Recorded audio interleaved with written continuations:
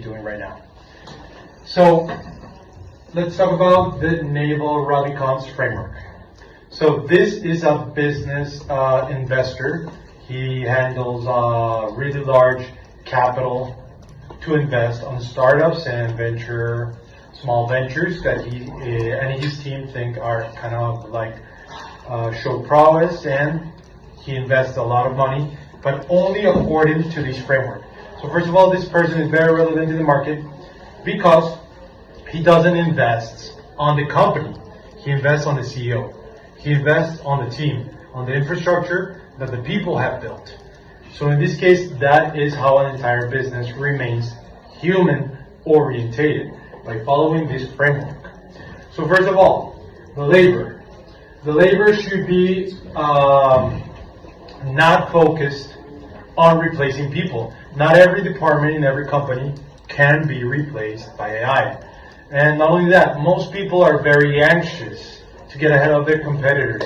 So for example, the accounting department, okay, can be replaced very easily, but what about the human resources? Should we cut the interaction from peer to peer, resolving conflicts? Should we replace the person who talks to employees about their mental emotions and mental issues? In this case, it's kind of difficult. So instead of focusing the labor or the implementation of an AI tool as an entire company, it should be part by part, and transitioning department for department to see if it works and what didn't work, and pivoting, creating workflows, and again, if it doesn't work, okay, let's try something else. But in this case, there are entire departments that should not be replaced and should remain human oriented. Number two, the capital. The capital in the past was very difficult to acquire. You had to take out like a very big loan from the bank, or you had to hit a jackpot with a venture capitalist or like a business investor that was really into your idea. So these are the unicorn stories, right? We all have heard about Google, Amazon, all that. A lot of money required, but not now. You have a very good advantage, which is leveraging money from parts of the internet that are kind of small, but give a lot of results, or in this case, give out a lot of dividends or paychecks. It will be something similar to investing in the small funds or in the small trading platforms, and you gain different income revenues from different portfolios. In this case, you don't put all your eggs in one basket. You have 5 baskets that will give you different amounts of money, and you can expect different time periods. That is how you raise money currently. You gotta open a round of investors, but it has to be more than one. So you can still gain control of your operation. Number 3 will be code. Code is like Latin. Some people speak Latin, but it's not really useful anymore. There are a lot of programmers still, and there will be continue to be a lot of like Java developers or Python and everything, those kind of languages. But in this case, the amount of people that are no coders are growing around the world. If you want to be important and relevant for a corporation, start learning vibe coding or no coding, which is creating specific snippets or prompts that you can help yourself with AI. So instead of battling against AI and doing it on your own, and hopefully and praying not having an error, you can have Claude and ChatGPT to help you to code and creating apps and tools and flows without knowing how to code. In this case, the no coders are becoming extremely relevant for a corporation, because you can have a team of 20 no coders. You can have a small team of 3 or 4, maybe around that, of coders. And no coders are traditionally people who think outside the box, are kind of like more creative, instead of square-minded people like traditional coders. Lastly, the media. The media right now is being controlled by AI. There's a statistic further on in the presentation, so I will show it later. But in this case, if your media is automated by the AI, it will leverage against the rest of the people because it's done quicker, faster, and probably better. It will not take you huge amounts of money to create your visual ads and commercials. Not only that, most of the traditional settings are drifting to AI-driven platforms. So I have a very good example.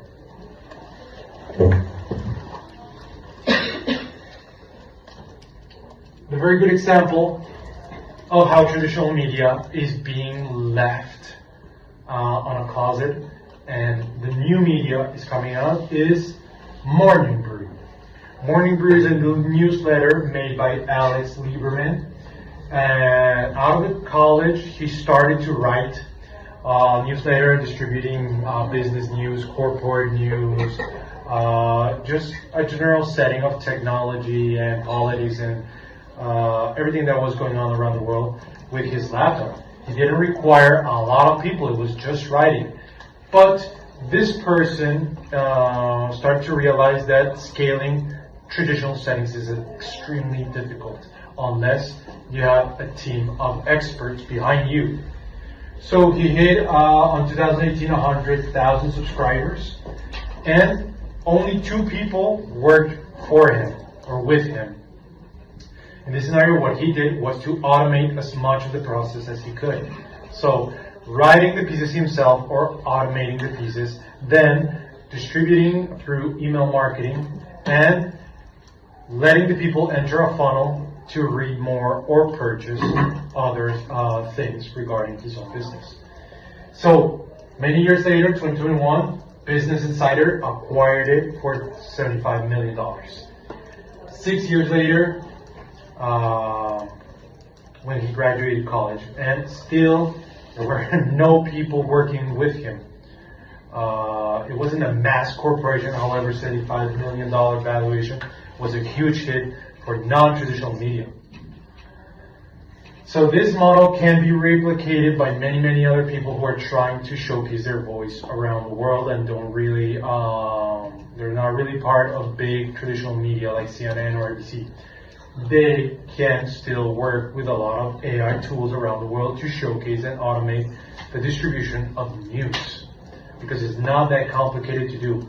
All you need is to automate a workflow and people read it because it's easy and it's an easy access.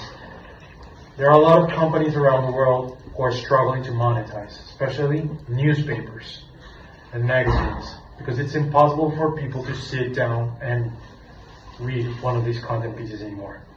This is the way you monetize, this is the new media, this is the new entertainment. So by acquiring a lot of tools, this is how you create $1 million corporations. So this is kind of like the place that you guys are right now. Most of you, for example, are currently educating yourselves. You have been applying yourselves for 4 straight years. And when you get out to the job market or you try to acquire a moment where you can gain valuable experience, it's extremely complicated for you because you're now witnessing a lot of people being displaced with years and years of experience and mastering of tools. But what you can do is talk about your failures, because that's the thing that makes you human. All the things that you have been through, or struggles that you have been through, or the backgrounds that you have been, that you were born into, has become your personal story. It has become your one and only leverage, because you come from unique places. So by telling your own story, you are relevant. Starting abroad, you are relevant. You just overpassed millions of people who haven't had the chance that you had. So by telling how you got that scar or that specific knowledge or talent tells a lot about your unique character. So then your network. Yes, anyone can now send 10,000 emails, and it's extremely easy. But there's nothing like sitting down with a person and having a coffee and chatting. Cold calling is dead now. People who call for services, that is completely dead. You gotta approach a person because of their unique characteristic, like it's the only person in the world, like it's your only target audience. You gotta approach them and tell them your story, and also how you implement AI in your lives. Not if how can they implement AI. So in this case, it's like, hey guys, I use AI for this, instead of you can use it for this. So if you see me emulating success, or maybe you see that my network is growing, it's because of the tools I already possess. In this case, someone might feel attracted to emulate your success. Taste and judgment. So again, AI doesn't know everything. You know what is good. You got something inside you which is called intuition, which is extremely relevant. You gotta follow your heart when doing creative work or thinking twice. That is the biggest problem with ChatGPT right now, the hallucinations. It's fairly impossible to eradicate them. But your brains, for example, do hallucinate as well. However, in a minor setting. Not when it's important, because when you feel under great pressure or stress, your data, your statistics are real as hell. You remember facts from 20 years ago. So in this case, your judgment is very important. Your human brand, once again, you are irreplaceable. Your stories should be showcased. So for example, if you have social networks and you ever plan to leverage them, it is more important to tell a story about the customer or the story of the product than selling the product itself. That is what most AI corporations are failing at. Just showcasing an AI product like it's something unreachable. In this case, if you're a person who has had a benefit, tell that story. That's how you become extremely relevant. So the winning formula is very, very easy. Alex Hormozy, I hope you know who he is. He's also a business entrepreneur. He's very, very relevant in the social media network. And this person also gives a lot of advice on how to manage your budget and your personal finances. So it's actually very, very, very important, because this person with his wife, I think there's somewhere here, he reached a self net worth of like $20 million with his wife in less than 4 or 5 years, which is extremely successful story. Only because he was talking about how to invest or personal finances that are kind of smart, that are not traditional, it's not ETF funds. It's always places that no one else is looking in, but only because he believes his own intuition and his own heart. And so far, it has worked for him. So this is something that you have to emulate. It is just using your human creativity, giving the prompt to the AI, so it does it really quickly and very consistent. Then using your stack or your digital tools to create something that will last for a very long time. This is something AI is also struggling with, staying relevant for a very long time. So in this case, if you can do something that might be relevant for 3, maybe 4 or 5 years, that is where you win. AI right now is focused on a period of months, maybe, because you acquire so much knowledge that every time you refresh it, it's like some information, the same information is not relevant anymore. So once again, these are statistics of your future jobs, or the future jobs that people are aiming for. So data entry and processing, kind of gone. Basic customer service, gone. Routine legal analysis. This is very important because there is a figure that only exists in the US, and it's the paralegal. Outside of the US, the paralegal is not so common to see. For example, in Spain, it doesn't exist. Because here they feel that this work is not really relevant for an intern. The intern should be learning skills that will make that person become an attorney in the near future.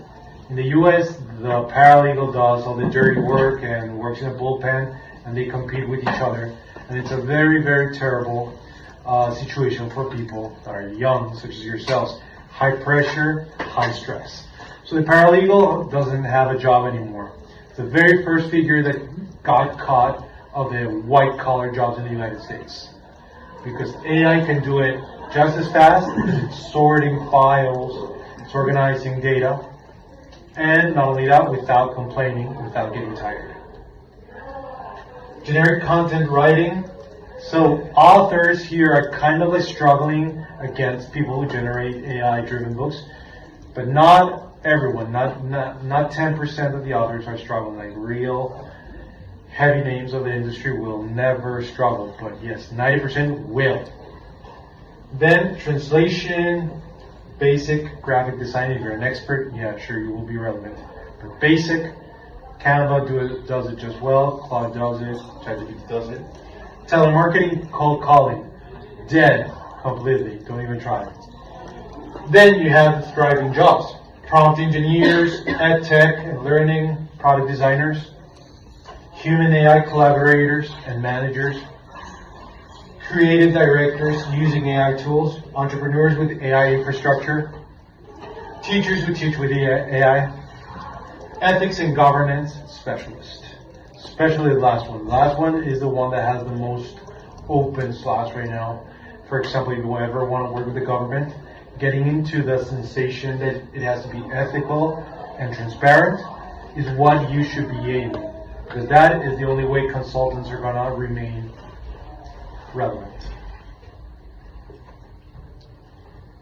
So, very easy to understand about how if you ever want to be like a solopreneur or you want to start showcasing your portfolios to stay relevant to the companies that you already possess, this is a workflow that you should implement in your everyday situation.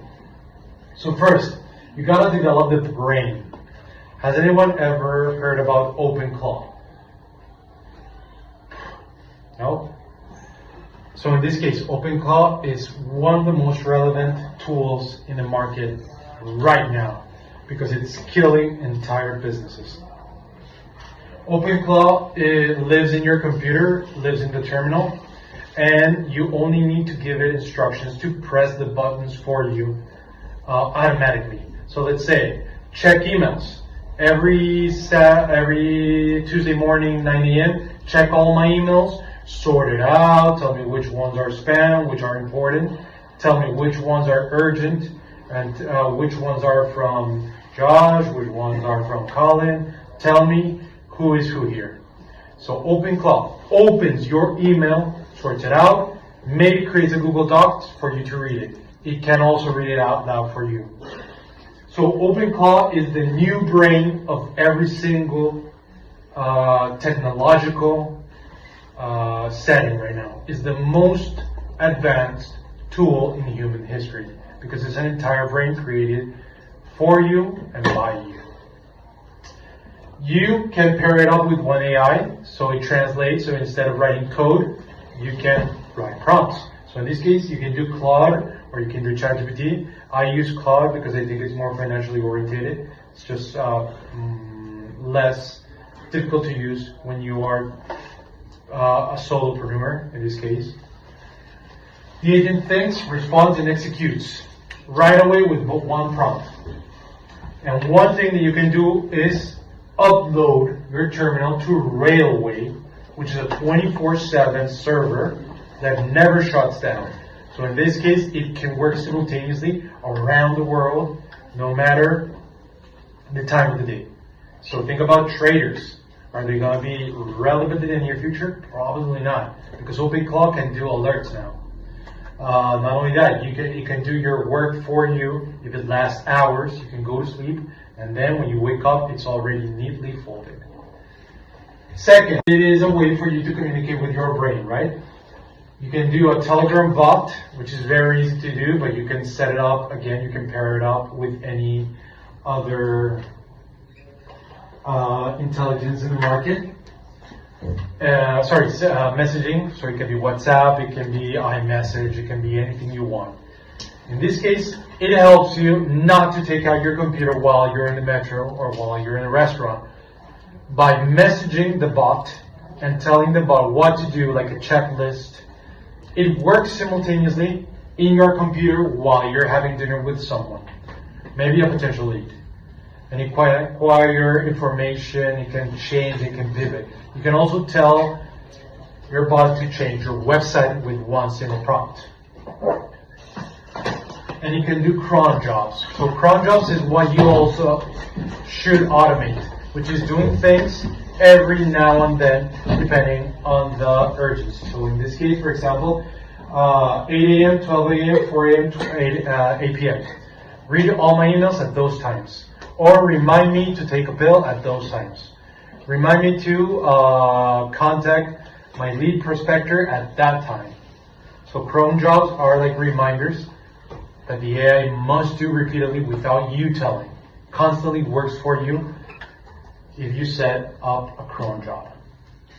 Third, the sales engine. Sales engine is what we talked about. It's like a storefront. In this case, it will be WordPress. If you connect the previous three, the WordPress is very easy to set up because it will do it automatically with one prompt, or you can use any other tools that you have been using, Bling.new or Lovable. You can set it up, connect it with the two previous layers, and it will work automatically for you. It will do everything like selling products, selling on eBay, changing product specifications, changing prices according to the market price. It is amazing what you can do with the sales engine and the previous two ones, because you can launch an entire business into the market without you having to intervene every single second of the day.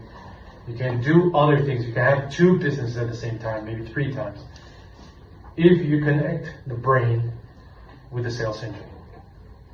Number 4, the growth. Google Ads. Again, you connect it with an MCP. MCP are automatic engines for apps and websites. So similar to AI, but for specific websites. So the one that I used is Supermetrics. Really good. Supermetrics can go inside Google Ads and do a Google Ads campaign for free. Change it constantly according to the demands of the market. It can go inside the meta ads and do visual ads and create insights immediately. How many people responded? How many people reacted? Do you want me to do something better, something worse? You can direct it however you want with the 3 previous layers. So you can do a historic of ads and you can compare A/B testing. You can compare good ads, Tuesday ads, Wednesday ads, whatever kind of ads, and you can then go to the intelligence layer. The intelligence layer is very important because this is where you put your all-time history. It should be analytics, it should be databases, it should be your Excels, it should be everything that you have already collected years. In this case, you can purchase a database, you can give it to your brain, and it will create all the workflow automatically. So this is, for example, my stack. I use all these tools to create a workflow that's automatic. It allows me to be here right now with you. Because if I wasn't using these tools, I would have to be in a very boring job right now. But I'd rather be with you. So in this case, the only thing I have to do is set up the brain in the very morning, give it a checklist to do on the day, constantly check and monitor how the Google Ads are doing. If it's going good, if it's going bad, we can go back to the communication layer, tell the AI that it's not doing so well, and they can change the entire thing. So this is what an automated workflow should look like for you. This is how you stay relevant. This is transitioning from traditional to modern. This is what businesses should be doing right now, which is transitioning from, instead of very horizontal administration, vertical administration. One tool handles every single tool and connects them all for a brilliant result.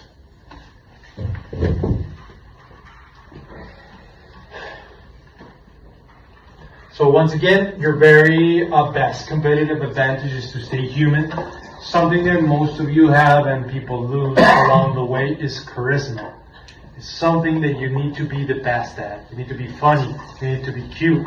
You need to be the type of person that people like to be around. That is how you defeat AI.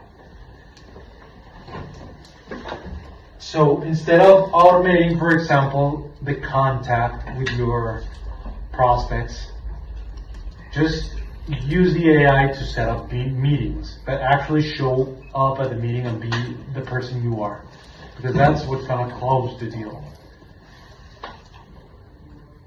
So once again, these are some examples of what has been happening around the world. Most of you have been seeing how the world is unraveling and crumbling to pieces. So in this situation, COVID shut down 40% of the global supply chains. But if AI was available, we could have predicted the disruptions, for example, in the Chinese market 6 months before it hit the US. In this case, if the US knew how much this disease was spreading or how quickly it was spreading and affecting businesses, the solution could have been to gain advantage from competitors, and that could have been the key to defeating the Chinese market once and for all. Suez Canal blockage, 9.6 billion per day lost. No warning at all. AI now is able to reroute and monitor shipping lanes in the entire planet. Not only that, predicting how long is it going to take, like 6, 7, 8 days, how much effort is it going to take, how much fuel is it going to consume, and AI is now able to predict these specific situations around the world. Semiconductor shortage. AI can now reduce by creating forward shipping orders. It can reduce supplier reliance because it looks for specific markets around the world that may supply while the main supplier comes back into the game. Russia-Ukraine war, for example, overnight 25% of the global wheat disappeared. In this case, once again, the digital businesses were able to survive, but the physical ones, it was very difficult to acquire bread, a very basic food, because of this disruption. So in this case, AI would have been able to predict that a war was looming, and we could have amounted or saved a lot of wheat before this even happened. Good, so sensory marketing. The next class we will do like a workshop regarding sensory marketing, but this is something that you can take into account just now.